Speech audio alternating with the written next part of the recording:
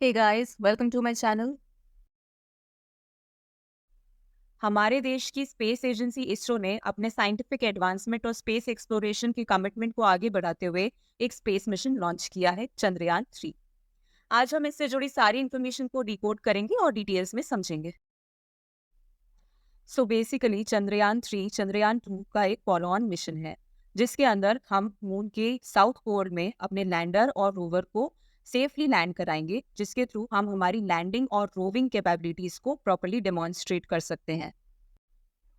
तो आइए शुरुआत से जानते हैं, बहुत बेसिक टर्म्स के बारे में आज हम लोग सीखेंगे। सबसे पहले जानेंगे लॉन्च व्हीकल क्या होता है।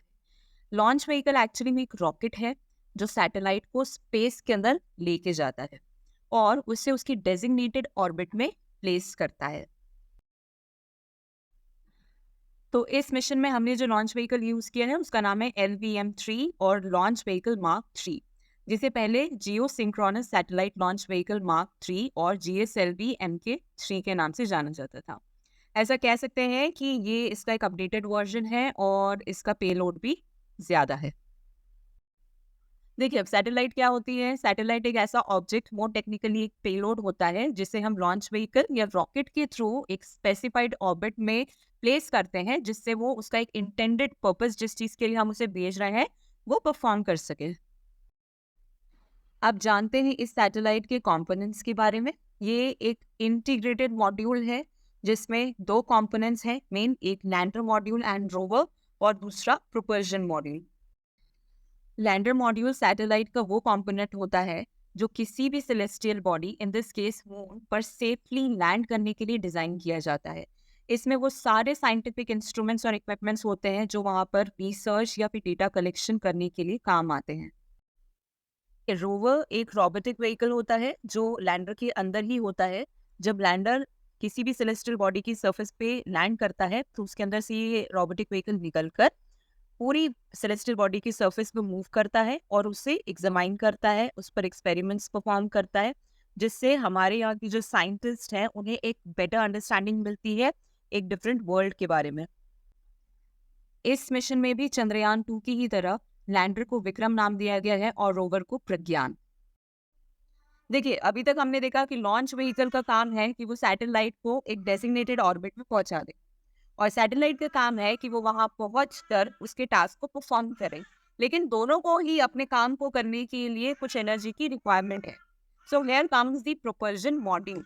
सो प्रोपल्शन मॉड्यूल क्या है? प्रोपल्शन मॉड्यूल एक ऐसा कंपोनेंट होता है स्पेसक्राफ्ट का या लॉन्च व्हीकल का, जो उस व्हीकल को नेसेसरी थ्रस्ट प्रोवाइड करता है जिससे कि वो स्पेस में जा सके। सो इसका मेन काम क्या है? इसका मेन काम है कि वो स्पेसक्राफ्ट के मूवमेंट, उसकी ट्रैजेक्टरी और वेलोसिटी को कंट्रोल कर सके। देखिए, अभी हमने सारी बेसिक टर्मिनोलॉजीज एंड टेक्नोलॉजी समझ ली है, कंपोनेंट्स की फंक्शन समझ ली है। अब हम ये समझते हैं कि इस मिशन में ये सैटेलाइट अर्थ से मून तक जाएगी कैसे। देखिए, नॉर्मली किसी भी सैटेलाइट को अर्थ से मून तक पहुंचने में 4 दिन लगते हैं, लेकिन हमारे यहाँ पर हमने इसमें एक नई टेक्नोलॉजी यूज करी है। मतलब हमें इस मिशन को इकोनॉमिक मिशन बनाना था। इकोनॉमिक मिशन बनाने के लिए यहाँ पे थोड़ी सी जुगाड़ करी गई है, आप कह सकते हैं। जुगाड़ करी गई है मतलब हमने हमारी अर्थ की ग्रेविटी को यूज करके और इस सैटेलाइट को अपनी ही ऑर्बिट में सबसे पहले रिवॉल्व कराया। जब हमने सैटेलाइट को थोड़ा सा थ्रस्ट दिया तो वो एक पर्टिकुलर ऑर्बिट में पहुंची। ऑर्बिट में पहुंचने के बाद अर्थ की ही ग्रेविटी की वजह से उसने वहां पे रोटेशन किया।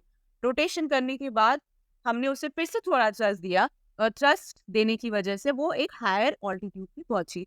इसी तरीके से उसी हायर ऑल्टीट्यूड पे अर्थ की ग्रेविटी की वजह से फिर वो रोटेट हुई, सॉरी रिवॉल्व हुई, और रिवॉल्व होने के बाद फिर एक पोजीशन पे आकर हमने उसे फिर से थ्रस्ट दिया। तो इस तरीके से जब हमने ऑटोमेटिकली अर्थ की ग्रेविटी से उसे रिवॉल्व कराया तो वहां पर हमारा फ्यूल सेव हुआ। तो हमने उसे हायर ऑल्टीट्यूड पे भी पहुंचा दिया, लेकिन हमें इतना फ्यूल भी नहीं लगा। तो इस तरीके के मिशन से हमने इस मिशन को एक इकोनॉमिक मिशन बनाया। अब एक सर्टेन हाइट, एक सर्टेन ऑल्टीट्यूड पर आने के बाद उसके बाद हमने फिर इस सैटेलाइट को मून की ट्रैजेक्टरी पे फोकस कराया है। तो इस तरीके से जब ये मिशन पूरा एग्जीक्यूट हुआ है, तो अभी हमारा मिशन जो है वो 14 जुलाई को स्टार्ट हुआ है, और ये मिशन एंड होगा, मीन्स होपफुली हमारा जो लैंडर है वो मून पर लैंड करेगा ऑन 23 अगस्त। तो this was all from my side. मैंने बहुत बेसिक से आपको सारी चीज़ें समझाने की कोशिश करी है एंड आई होप कि आपको ये वीडियो अच्छा लगा हो। हमारे साइंटिस्ट बहुत मेहनत करते हैं इन प्रोजेक्ट्स पे एंड वी रियली होप कि ऑन 23rd ऑफ अगस्त हमारा लैंडर सेफली मून पर पहुंच जाए और हमारा ये मिशन सक्सेसफुल हो जाए।